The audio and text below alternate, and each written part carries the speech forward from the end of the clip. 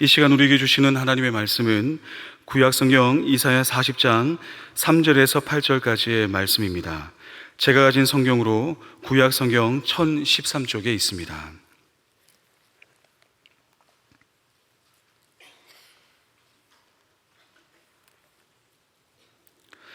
한 절씩 교독하시고 마지막 절을 함께 봉독하겠습니다. 외치는 자의 소리여 이르되 너희는 광야에서 여호와의 길을 예비하라. 사막에서 우리 하나님의 대로를 평탄하게 하라.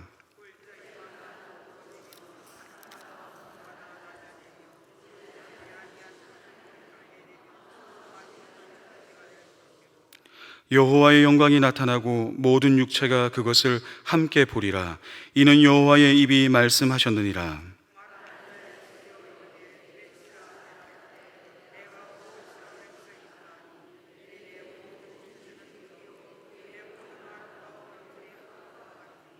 풀은 마르고 꽃이 시름은 여호와의 기운이 그 위에 불미라. 이 백성은 실로 풀이로다. 풀은 마르고 꽃은 시드나 우리 하나님의 말씀은 영원히 서리라 하라. 아멘. 저는 우리 천안중앙교회로 작년 1월에 부임하여 지금까지 사역을 감당하고 있습니다. 아마도 제가 교구를 담당하고 있지 않다 보니 청년부와 시니어 대학을 담당하고 있어서 몇몇 성도님들께서는 아직 저를 잘 모르시는 분들이 간혹 있는 것 같습니다. 어느 날 한 성도님께서 저를 보시더니 목사님 설교에 정말 은혜 많이 받았습니다 라는 인사를 하시는 거예요. 그래서 그 인사를 듣고 제가 어깨에 얼마나 힘이 들어갔겠습니까? 그런데 이어서 이렇게 말씀하셨습니다. 목사님 고등부 담당하는 거 맞으시죠? 그래서 제가 정중하게 저는 청년부와 시니어 대학을 담당하고 있습니다라고 인사드렸습니다. 그리고 저에게 주신 인사는 제가 우리 고등부 목사님께 잘 전해드리겠습니다라고 말씀을 드렸습니다. 물론 아직까지 고등부 목사님께는 이 인사를 전해드리지 않았습니다. 이 자리를 통해 한 번 더 설명을 드리지만 저는 시니어 대학과 청년부를 담당하고 있는 강영훈 목사라고 합니다. 제가 청년부를 담당하고 있다 보니 주로 평일 저녁 시간에 신방을 진행하고 있는데요. 평일 저녁에 이렇게 신방을 하는 이유는 제가 담당하는 1청년부에 속한 청년들이 주로 직장에서 일을 마치고 퇴근을 해야만 비로소 신방을 할 수 있기 때문입니다. 근데 제가 경험하게 된 놀라운 사실이 하나 있는데요. 우리 교회 청년들은 저와 신방을 하기 위해서 자신의 고단한 하루 일과를 다 마친 이후에 그 저녁 소중한 시간을 기쁜 마음으로 내어서 신방을 받고 있습니다. 아니 목사님만 그렇게 생각하는 거 아니십니까? 청년들의 입장도 들어봐야 하는 거 아닙니까? 라고 혹시라도 물으실지 모르겠지만 정말입니다. 저는 지금까지 신방을 하면서 목사님 왜 저녁에 이렇게 만나자고 하셔서 안 그래도 피곤한데 주일에 보면 됐지 꼭 평일 저녁에 만나야 합니까? 이런 말을 한 청년을 아직 한 번도 본 적이 없습니다. 또 어떤 청년들은 월차를 내거나 반차를 내어서 낮 시간에 저와 함께 신방을 하는 경우들도 있습니다. 이러한 신방의 시간들을 제가 돌이켜보면 말로 다 표현할 수 없는 은혜를 주님께서 신방의 자리 가운데 부어주셨습니다. 서로 눈물을 흘리며 하나님께 기도하며 카페에서 사람들이 보든지 말든지 전혀 신경 쓰지 않고 서로 눈물을 흘리며 은혜를 나누었던 신방이 한두 번이 아니었습니다. 자신의 소중한 저녁의 시간과 쉼의 시간을 사용하여 심지어 월차와 반차까지 사용하며 목회자를 만나고 자신의 기도의 제목을 나누고 싶어하는 청년들이 오늘날의 시대에 우리 교회에 존재하고 있다는 것이 얼마나 놀랍고 감동이 되는지 모릅니다. 제가 우리 교회 청년부로 부임하기 전 이전 교회에서 이루어졌던 그런 신방의 사역을 비교해 보면 저는 주로 이전 교회에서는 저를 환영하지 않는 사람들을 어떻게 하면 찾아가서 만날 수 있을까 고민하며 여러 형태의 신방을 진행했습니다. 교회를 잘 나오지 않는 분들을 직접 찾아가서 신방하고 그럴 때면 왜 자꾸 이렇게 찾아오느냐 문전박대를 당하기도 했습니다. 전화를 드리면 지난주에 전화하면 되었지 뭘 또 이렇게 자꾸 전화를 하느냐, 내가 갈 때 되면 가겠다 그렇게 말씀하시곤 했습니다. 저는 이렇게 주로 마음이 닫혀있는 성도님들의 마음을 열어 그 발걸음을 주님께로 향하도록 예배의 자리로 향하도록 그렇게 신방의 사역을 하곤 했습니다. 이러한 사역에도 주님께서는 풍성한 은혜를 부어주셨습니다. 오랫동안 교회로 발걸음을 향하지 않았던 분들의 마음이 열리며 신방의 살기 이렇게 중요한 것이구나 라는 것을 많이 배웠습니다. 상처의 마음, 닫혀있는 마음에 신뢰가 쌓이기까지 기다리고 인내하며 나의 마음을, 목회자의 마음을 전달하는 다양한 신방의 사역을 하며 참 많은 것을 배웠습니다. 훗날 언젠가 저도 담임 목사님이 될 것인데 그때 이렇게 하면 되겠구나라는 배움을 많이 얻었습니다. 이러한 경험이 대부분이었던 저에게 우리 천안중앙교회 청년부의 신방 사역은 참으로 놀라움의 연속입니다. 우리 교회 청년들은 서로 저를 만나달라고 요청합니다. 목회자와 신방을 하려는 청년들과 일정을 잡아둔 2달치 일정이 꽉 차 있는 다이어리를 보면 얼마나 뿌듯한지 모릅니다. 청년들 사이에 강영훈 목사님 신방을 받으려면 번호표를 뽑아야 한다, 이런 말을 하곤 합니다. 제가 지어낸 말이 절대로 아닙니다. 그런데 제가 정직하게 고백을 하자면 사실 이러한 청년들의 열매는 저의 사역의 결과물은 아닌 것 같다는 생각을 합니다. 앞서 말씀드렸지만 저는 우리 교회에 부임한 지 고작 1년하고 조금 넘었습니다. 우리 청년들의 마음밭이 이렇게 다르다라고 저는 그렇게 생각하고 있습니다. 청년들이 자신의 퇴근의 시간을 기꺼이 사용하고 월차와 반차까지 사용하며 신방을 받고 있습니다. 심지어 저에게는 신방을 왜 아직 안 해주냐고 서운해하는 청년들이 있기도 합니다. 이게 얼마나 놀라운 경험인지 모릅니다. 이러한 신방의 사역들은 이전의 사역에선 제가 경험해 본 적이 없는 그러한 사역들을 우리 교회 청년부에서 누리고 있습니다. 그런데 이렇게 청년들을 신방할 때마다 저의 마음에 기쁨과 감사만 가득한 것은 아닙니다. 왜냐하면 청년들 한 명 한 명을 신방하면서 목회자로서 우리의 다음 세대들의 고민과 삶에 공명하고 공감하면 할수록 저의 마음 한켠에는 무거운 마음을 지울 수가 없기 때문입니다. 목회자임에도 불구하고 쉽게 설명할 수 없는 힘겨운 삶의 자리가 우리 청년들의 삶의 자리 가운데 구체적인 현실의 언어로 존재하고 있기 때문입니다. 주님, 이렇게 주님의 몸된 교회를 위해서 헌신하고 있는 우리 청년들인데 주님, 그들의 삶의 자리 가운데 성실과 인내로, 헌신으로, 거룩한 구별함으로 그렇게 삶들을 살아가고 있는데 주님, 왜 이들의 문제가 아직 해결되지 않는 것입니까? 이러한 기도의 제목과 무거운 삶의 고민을 신방을 통해서 확인할 때마다 솔직한 저의 고백은 하나님, 정말 어떻게 해야 합니까? 청년들에게 무엇을 이야기해야 됩니까? 오늘날 시대를 살아가는 우리 청년들이 왜 이렇게까지 힘들어 해야 하는 것입니까? 주님 앞에 서 있는 우리 믿음의 세대가, 기도하는 우리 청년들이 그들의 삶의 자리 가운데 하나님의 놀라운 역사를 주셔야 복음이 더 아름답게 흘러갈 수 있지 않겠습니까? 그렇게 반문하며 기도하고 있습니다. 그렇게 마음 아파하며 쉽게 설명하기 어려운 감정들이 제 안에 신방을 하면 할수록 쌓여만 가고 있습니다. 물론 저의 이러한 마음들은 청년을 신방하는 자리에서는 티를 내지 않고 조금 더 견뎌보자, 조금 더 힘을 내보자, 하나님께서 분명 응답의 때를 주실 거야, 그렇게 위로와 격려의 말만을 전하고 있습니다. 그리고 신방을 마친 후에 저만의 기도의 자리에서는 이러한 마음을 가지고서 고민하며 기도하고 있습니다. 목회자의 한 사람으로서 우리의 다음 세대를 향한 미안한 마음을 지울 수가 없습니다. 이러한 신방과 기도의 자리에서 하나님께서 저에게 떠올려 주신 단어가 하나 있습니다. 그 단어가 바로 광야라는 단어입니다. 광야, 어쩌면 이 광야라고 하는 이 단어는 우리의 다음 세대인 청년들의 삶뿐만이 아니라 오늘날의 삶을 살아가고 있는 우리들 성도님들의 모든 인생의 고민과 그 삶의 치열한 발걸음에 대해서 설명해 줄 수 있는 영성의 단어가 아닐까, 그런 것을 묵상하게 되었습니다. 더불어 광야에서 일하셨던 하나님의 역사를 묵상하면서 저에게 있는 이 무거운 마음 한켠을 조금은 내려놓고 하나님의 주권과 역사를 향한 소망과 기대를 가지고 믿음으로 설 수 있도록 인도하여 주었습니다. 그렇습니다. 우리는 광야에서 보이신 하나님의 역사를 주목해야 합니다. 하나님의 말씀이 소개하고 있는 광야의 역사를 통하여 우리의 힘겨운 삶의 자리를 바라보는 믿음의 시선이 어느 곳으로 향해야 되는지를 배워야만 합니다. 더 나아가 우리의 삶의 자리 가운데 찾아올 수 있는 그 광야 같은 혹독한 시간이 있다 할지라도 하나님의 역사가 강력하게 드러나는 은혜의 터가 바로 내가 마주하고 있는 광야의 자리 가운데 여전히 존재한다는 것을 믿음의 눈으로 바라볼 수 있어야 합니다. 그래서 오늘 이 시간 하나님의 말씀이 우리에게 전해주고 있는 광야의 이야기를 하나 살펴보고자 합니다. 나에게 주어진 광야를 향한 하나님의 뜻과 하나님의 계획하심과 하나님의 역사가 있다는 것을 함께 확인하는 시간 되기를 바라겠습니다.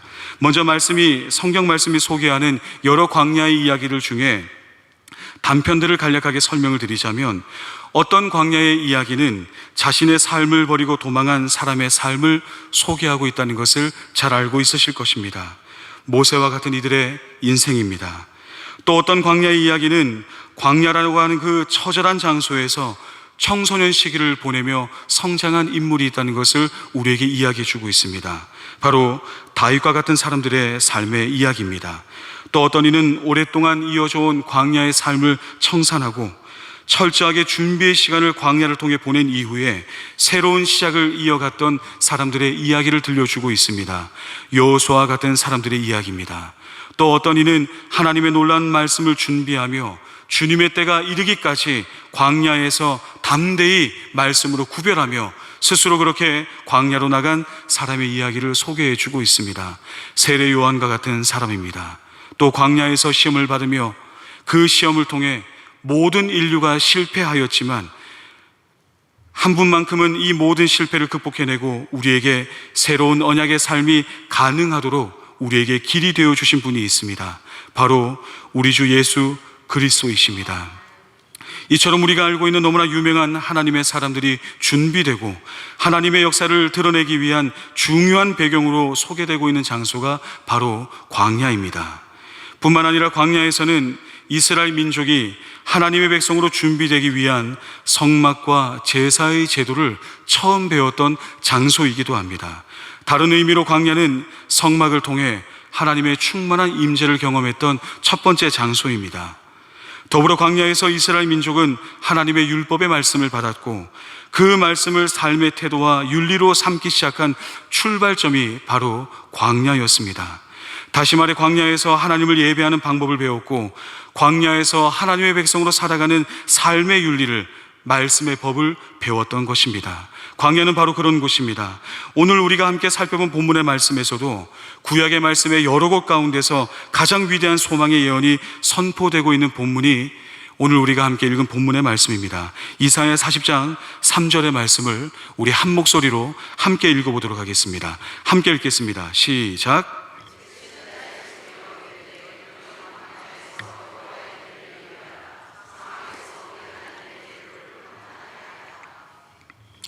이사야 선지자는 하나님의 위로의 선포, 구원의 소망을 알리고 복음의 서막을 향하는 은혜의 말씀을 이렇게 선포하라고 하나님께 말씀을 받았습니다. 광야에서 여호와의 길을 예비하라. 광야 한복판에서 선포되는 하나님의 구원의 소식이 증거될 것이다, 그렇게 말씀하셨습니다. 그리고 이 놀라운 구원의 서막은 시간이 흘러 누가복음 3장에 이르러서 세례 요한이 그리스도의 길을 예비하게 될 때에 자신의 역할이 바로 주님의 오실 길을 예비하는 자임을 드러내며 이 말씀을 한 번 더 선포합니다. 예수 그리스도를 통해서 구원의 역사가 성취될 것을 이렇게 선포하였습니다.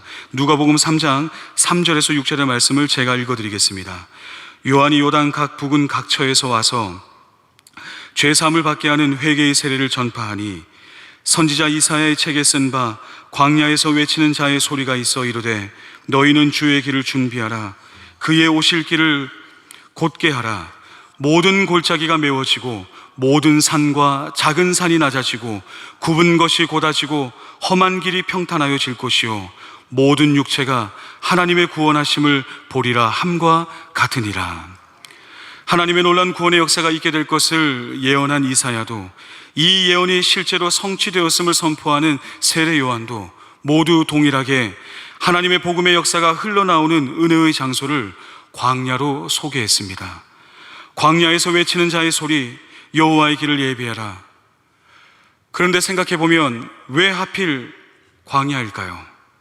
하나님의 구원의 소식을 전하는 이 위대한 선포의 외침이 조금은 더 화려한 모습을 갖거나 혹은 대중들에게 더 설득력 있는 그런 모습을 갖고자 한다면 주님의 은혜의 성전에서 흘러나오는 소리가 있을 것이다. 혹은 경건한 믿음의 사람들이 기쁨 가운데 함께 모여있는 그 자리에서 흘러나오는 하나님의 복음의 소리가 있을 것이다. 이런 표현이 더 낫지 않을까요? 그런데 구원의 역사는 이런 기쁨과 웃음, 환희와 많은 사람들이 주목하는 화려한 장소가 아니라 메마른 광야에서 외치는, 그리고 그렇게 시작되는 소리가 있게 될 것이라고 선포하고 있습니다.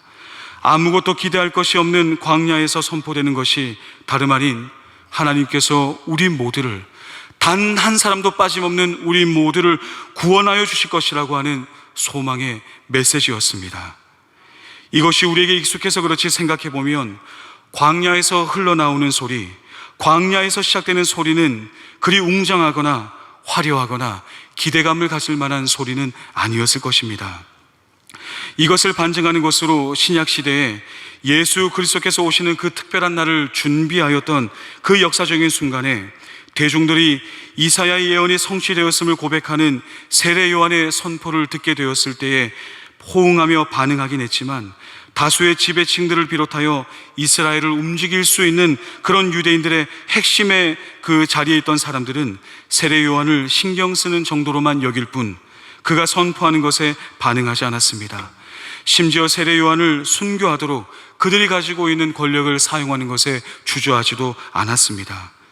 이것은 마치 하나님의 이 은혜의 선포가 교회의 아름다운 강단에서 흘러나오는 것이 아니라 어디 듣도 보도 못한 시골의 한 정막들과 밭에서 아무도 주목하지 않은 황량하고 버려진 한 장소에서 구원의 역사가 선포되고 하나님의 구원의 성취가 시작될 것이다라고 그렇게 말씀하는 것과 비슷한 느낌이기도 했을 것입니다. 우리의 기대감은, 복음에 대한 기대감은, 하나님의 축복과 하나님의 응답이 이루어질 것에 대한 우리의 기대감은 그것을 담아낼 만한 어떤 합당하고 모든 사람들이 이해할 만하고 공감할 만한 어떤 배경과 조건과 환경 가운데서 이루어져야 하는 것이 아닌가, 그런 생각을 할 수 있지 않겠습니까? 적어도 누가 봐도 축복의 배경과 환경, 조건이 될 만한 그런 곳에서 하나님의 이러한 구원의 역사가, 응답의 열매가 드러난다면 더 설득력 있지 않았겠습니까? 그런데 하나님께서는 이사야 선지자를 통하여서, 그리고 주님의 길을 준비하는 세례 요한을 통하여서 광야라고 하는 이 황량한 땅을 통하여 하나님의 구원이 선포될 것이고, 골짜기마다 도두어지며 산마다 언덕마다 주님이 가시는 길에 그 어떤 곳도 우뚝 설 수 없으며 모든 것이 골아지며 평탄하게 되는 위대한 왕이 걷게 되는 그러한 길의 수축과 평탄화의 역사가 이루어지게 될 것인데, 그것이 광야에서 시작될 것이다 선포하게 하셨습니다. 선포하는 복음의 내용은 주님의 말씀은 영원할 것이라고 말씀하고 있습니다. 모든 풀과 꽃은 시들지라도 여호와의 말씀은 결코 변함이 없이 완벽하게 이루어질 것이다라고 선포하고 있습니다. 이 모든 예언은 예수 그리스도를 통하여서 완벽하게 성취되었다는 것이 성경 전체가 증언하고 있는 내용이기도 합니다. 그렇다면 하나님께서는 이 놀라운 구원의 역사가 선포되는 배경과 공간으로 왜 광야를 선택했을까요? 그 이유는 바로 광야야말로 비교할 수 없는 하나님과 하나님의 백성 사이에 일하셨던 은혜가 가득한 공간의 의미가 담겨져 있기 때문입니다. 이스라엘 민족에게는 다른 어떤 장소보다도 광야를 통하여서 하나님을 더 깊이 경험하였기 때문이고, 다른 민족들과 달리 광야에 대한 특별한 하나님의 임재의 경험과 능력의 역사를 경험했던 장소였기 때문에 하나님께서는 하나님의 백성들이 가장 잘 알 수 있는 방법으로 이스라엘과 함께 하셨던 그 특별한 공간에서 과거에 이루신 하나님의 능력의 손길을 다시금 이루시겠노라고 이사야를 통하여, 세례 요한을 통하여, 성경을 통하여 그렇게 우리에게 하나님의 구원의 약속을 선포하여 주신 것입니다. 하나님과 하나님의 백성만이 알 수 있는 약속의 장소, 은혜의 장소를 떠올려 주시며 여전히 하나님의 능력은 멈추지 않았고 하나님의 놀라운 역사가 계속해서 이루어질 것임을 우리들의 일상의 삶의 자리에서 바라볼 수 있도록 광야를 선택하신 것입니다. 우리가 본문의 말씀을 볼 때 왜 하필 광야에서 이러한 일을 하신다는 것인지 묻는다면, 아니 광야라고 하는 이 장소가, 이 배경이, 이 공간이 특별한 감동으로 다가오지 않는다면 이것은 1차적으로 우리가 이스라엘이 경험하였던 광야를 잘 모르기 때문에 그런 것입니다. 저에게는 저만의 특별한 장소 하나가 있습니다. 경상북도 포항 한 독서실 뒤편에 장의자가 하나 있는데요, 지금의 저의 아내와 결혼하기 전에 그 의자에서 앉아서 과일을 먹으면서 내가 이번에는 꼭 신대원에 합격할게, 그렇게 아름다운 멘트를 하며 과일을 다 먹은 후에 독서실로 올라갔던 그 의자가 있습니다. 포항을 방문할 때마다 아내와 함께 저기 기억나? 거기에서 우리 이런 대화를 나누었지, 그렇게 추억을 나누곤 합니다. 마찬가지로 이스라엘 민족에게 광야는 하나님과 함께하였던 너무나도 특별한 장소였습니다. 광야는 이스라엘의 역사가 고스란히 담겨져 있는 장소이며 하나님께서 얼마나 위대한 분이신지 드러내 주었던 특별한 추억과 사랑과 눈물과 기대와 소망과 심지어 좌절 속에서 다시금 세워지는 하나님의 역사를 경험하였던 그런 특별한 영성의 장소가 바로 광야였습니다. 우리 성도님들께서는 이스라엘 광야를 가본 적이 있으십니까? 저는 아직 이스라엘 광야를 한 번도 가본 적이 없습니다. 그래서 작년 성지순례를 다녀오신 우리 성도님들을 통하여서 이스라엘 광야의 사진과 영상을 좀 구해왔습니다.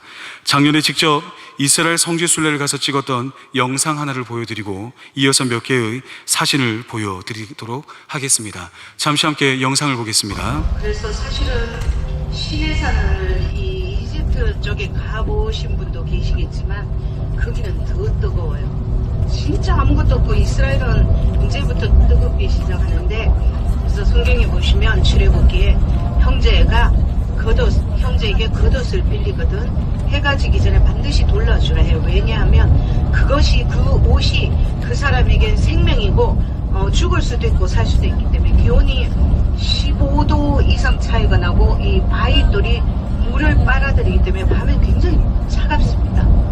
그래서 성경에 반드시 너희가 형제에게 겉옷을 빌리거든 돌려줘라 해가 지기 전에, 그래서 그것이 그에게 생명이니라 하나님께서 이렇게 말씀하셨죠. 그래서 여기 네, 사진도 몇 개 보여드리겠습니다. 지금 보시는 이 사진들이 작년에 성지순례에 다녀오신 분들께서 직접 찍으셨던 사진입니다. 영상과 사진을 통해서 보셨듯이 광야는 너무나도 황량한 땅입니다. 물과 식량을 쉽게 얻을 수 없는 버려진 땅으로 그렇게 여기는 땅입니다. 그리고 이 광야는 사막과 달라서 산도 있고 계곡도 있고 때때로 비도 내린다고 합니다. 다만 광야를 이루는 토양이 대부분 석회질로 구성되어 있다 보니 빗물을 모아둘 수 없는 척박한 땅이 오랫동안 이어지고 말았습니다. 빗물을 모을 수 없다 보니 그 결과로 생명이 살아갈 수 없는 메마르고 황량한 땅, 사람이 생존하기에 필요한 것이 조금도 존재하지 않는 땅, 말 그대로 버려진 땅이 바로 광야입니다. 이러한 광야의 특성 때문에 우리말로 번역된 개역개정 성경에서 번역한 광야, 즉 텅 비고 아늑하게 널려있는 들이란 의미로 우리 성경은 번역했습니다. 그 외에 다수 영어 성경에서도 광야를 거친 땅 혹은 버려진 땅이란 의미로 번역을 했습니다. 아마도 보이는 의미 그대로를 담아 번역했습니다. 이처럼 광야는 보이는 그대로의 의미는 아무것도 없는 텅 빈 황량한, 그 이상도 이하도 아닌 장소임에는 분명합니다. 그런데 유독 유대인의 언어를 할 수 있는 히브리어 성경을 보게 되면 광야라고 하는 이 단어에 조금은 남다른 의미를 담아 두었다는 것을 알 수가 있는데요, 유대인들은 광야를 미드바르라고 불렀습니다. 히브리어 미드바르는 무엇으로부터라고 하는 미와 말하다라고 하는 의미를 갖고 있는 다바르가 합쳐져서 완성된 단어라고 합니다. 원래의 의미를 살려서 해석하자면 그곳에서 말씀하시다, 미드바르라는 의미를 가지고 있습니다. 다시 말해 광야는 생존에 필요한 것이 없어서 어떤 생명조차도 살 수 없는 척박한 땅, 사람들에게 버려진 땅인 것은 분명하지만 하나님의 사람들은 그곳에서 하나님께서 말씀하심을 들었기에 하나님께서 말씀하신 장소로 여기며 미드바르라고 불렀던 것입니다. 이렇게 광야를 보이는 그대로가 아니라 그들이 경험하였던 시간을 담았고 메마르고 아무것도 존재하지 않고 힘겹고 고통스러움이 가득한 장소인 것은 분명하지만 하나님께서 우리에게 말씀하셨던 장소요, 하나님의 말씀이 임하는 곳으로 그렇게 미드바르로 부르며 광야를 하나님의 말씀의 역사가 있는 곳으로 여겼던 것입니다. 바로 이 광야 미드바르였기에 하나님께서는 이사야 선지자를 통하여 이 미드바르에서 놀라운 구원의 소식을 선포하도록 하셨습니다. 하나님의 구원하심을 모든 육체가 보게 되는 그날이 반드시 오게 될 것인데, 그 구원의 역사가 시작되는 곳은 다름 아닌 광야 미드바르였습니다. 과거 이스라엘 민족에게 나타나셔서 말씀하여 주셨고 만나를 먹여주셨으며 하나님의 임재를 보이셨던 그 광야, 누군가에겐 버려진 땅이요, 누군가에게는 버려진 시간이요, 어떤 이에게는 아무것도 기대할 수 없는 소망이 무너진 곳인 것은 분명하지만, 그곳에서도 하나님께서는 함께 하셨기에, 말씀하여 주셨기에 아무것도 기대할 것이 없고 바라볼 것이 없고 객관적인 희망은 존재하지 않는 것이 분명하지만, 하나님이 함께 하시는 광야는 실패한 땅이 아니라 하나님의 임재의 장소, 나에게 말씀하시는 곳 미드바르로 하나님의 은혜가 선포되는 장소로 그렇게 여겼던 것입니다. 하나님의 주권과 권능 아래 광야는 절대 하나님께서 버리신 장소가 아닙니다. 광야는 하나님께서 침묵하시고 포기하신 장소가 아닙니다. 우리를 심판하시고 책망하시기 위하여서 마련한 땅은 더더군다나 아닙니다. 광야 미드바르는 하나님의 말씀이 임하는 곳으로 선택하신 장소입니다. 이 은혜를 알았기에 하나님의 사람들은 비록 내가 광야 위에 서 있다 할지라도 그곳에서 미드바르의 은혜를 구하며 하나님의 역사를 구하며 하나님의 구원을, 하나님의 능력을, 하나님의 권능을 구하며 담대하게 광야의 길을 걸어갔던 것입니다. 더 나아가 하나님의 구원의 역사는 광야에서도 조금도 멈추지 않았습니다. 왜냐하면 광야는 하나님께서 선택하신 말씀하시는 장소 미드바르였기 때문입니다. 그렇게 우리의 믿음의 선조들은 광야에서 외치는 소리를 기다렸고 기대했습니다. 비록 신앙으로 말미암아 순교의 자리가 있다 할지라도 그 어떤 순간에서도 신앙을 포기하지 않고 타협하지 않고 그리스도가 오심을 기다렸습니다. 그리고 세례 요한을 통하여 그 주님께서 우리에게 찾아오셨다고 성경은 우리에게 말씀하여 주고 있습니다. 광야에서 외치는 소리가 그 황량한 땅, 메마른 땅에서 하나님의 놀라운 구원의 임재가 실제의 역사 안에 놀랍도록 이루어졌다고 하는 것을 우리는 지난 고난주간과 부활주일을 통하여 다시 한번 묵상하였습니다. 그렇습니다.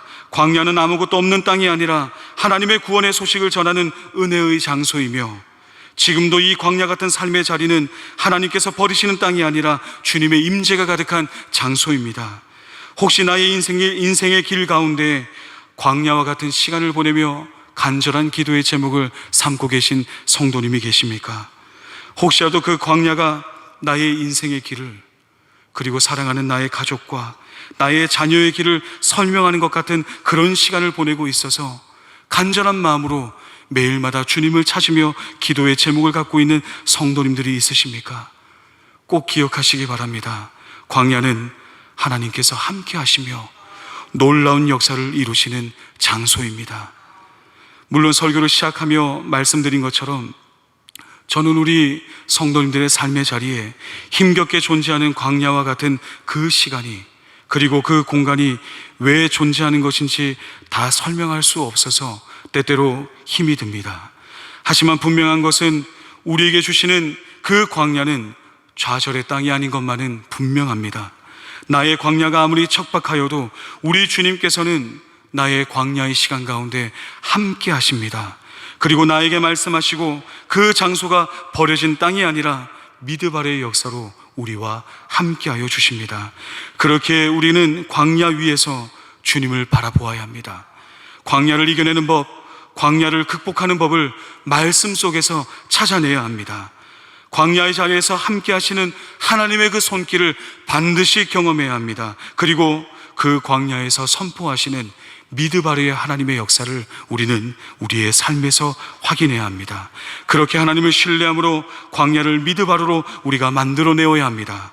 그렇게 나의 삶의 미드바르를 통하여 주님께서 함께 하시며 세상의 위로를 바라보며 우리가 기도의 자리 가운데 나가는 것이 아니라 하나님의 소망 속에서 나의 삶 가운데 채워주시는 그 능력만이, 주님의 말씀만이 나의 삶 가운데 위로이며 소망이라고 고백하며 미드바르 가운데 역사하시는 그 하나님의 손길을 기대하고 소망하며 기도의 자리 앞에 나아가 하나님의 놀라운 구원의 역사를 경험하는 우리 모든 성도님들의 삶의 자리가 되기를 간절히 바라겠습니다. 함께 기도하겠습니다. 사랑과 은혜의 하나님 아버지, 우리의 삶에 존재하는 광야가 버려진 시간이 아니라 미드바르임을 말씀하여 주셔서 감사합니다. 수많은 광야 속에서 하나님께서 일하여 주셨던 것처럼 우리의 광야 가운데 찾아와 주셔서 하나님의 역사를 보여주시고 광야를 극복하고 이겨낼 수 있는 방법을 하나님의 말씀 속에서 깨달아낼 수 있는 저희들의 모든 삶의 자리 되도록 인도하여 주시옵소서. 미드바르 속에서 경험하는 하나님의 능력의 손길로 말미암아 광야 속에서 좌절하며 우리의 삶의 슬픔과 어려움을 담아내는 것이 아니라 소망 가운데 오직 주님만을 바라보며 세상의 위로를 기대하고 소망하는 것이 아니라 하나님과 함께 그 광야를 담대히 걸어나갈 수 있는 저희들의 인생 될 수 있도록 은혜와 축복으로 함께하여 주실 것을 믿사오며 거룩하신 예수님의 이름으로 기도드리옵나이다. 아멘.